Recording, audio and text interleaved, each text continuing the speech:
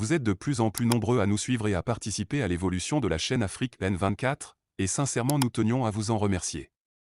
Nous lisons tous vos commentaires qui enrichissent le débat et vraiment nous vous demandons de nous soutenir, en aimant les vidéos pour une large diffusion, et pour continuer à avoir une ligne éditoriale indépendante, et vous proposer de nouvelles émissions toujours de plus en plus enrichissantes.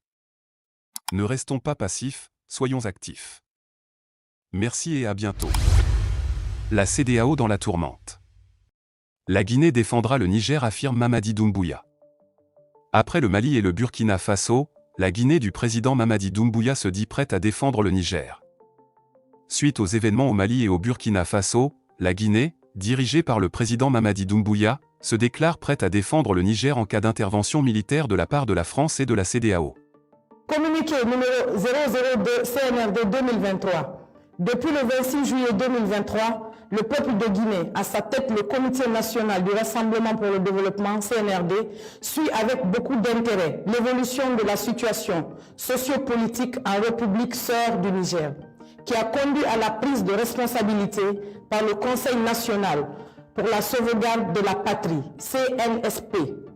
Les autorités guinéennes rendent un hommage aux braves populations du Niger pour leur sens élevé de patriotisme et saluent l'esprit républicain et la maturité des forces de défense et de sécurité qui ont privilégié l'intérêt supérieur de leur nation en choisissant de se réunir pour trouver ensemble des solutions aux problèmes nigériens. Le CNRD reste convaincu que les nouvelles autorités mettront tout en œuvre pour garantir la stabilité et la concorde au Niger et dans la sous-région. Les mesures de sanctions préconisées par la CEDEAO, incluant une intervention militaire, est une option qui ne saurait être une solution aux problèmes actuels, mais entraînerait un désastre humain dont les conséquences pourraient aller au-delà des frontières du Niger.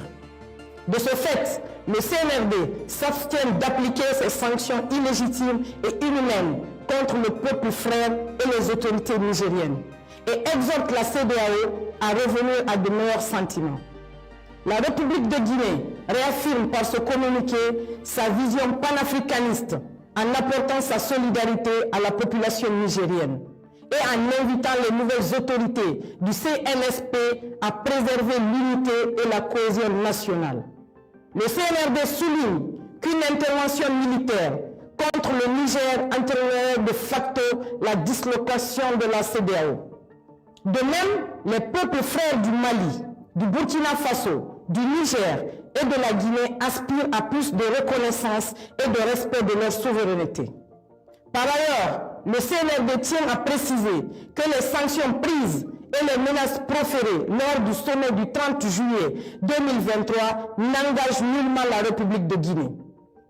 Au moment où les jeunes populations de l'espace CEDEAO vivent un drame humain en Tunisie et dans la Méditerranée, la préoccupation des dirigeants de la sous-région devrait être plutôt orientée vers les enjeux stratégiques, socio-économiques pour l'atteinte de leurs aspirations que de se pencher sur le sort des présidents déchus.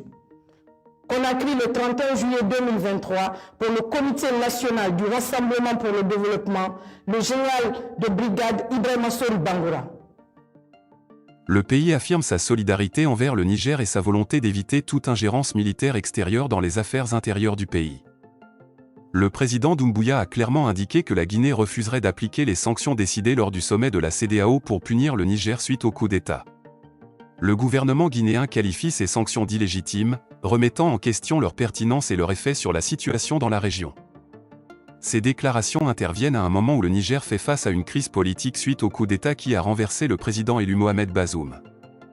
La communauté internationale, représentée par la France et la CEDEAO, a exprimé des inquiétudes quant à la situation politique dans le pays et a discuté de possibles mesures pour rétablir l'ordre constitutionnel.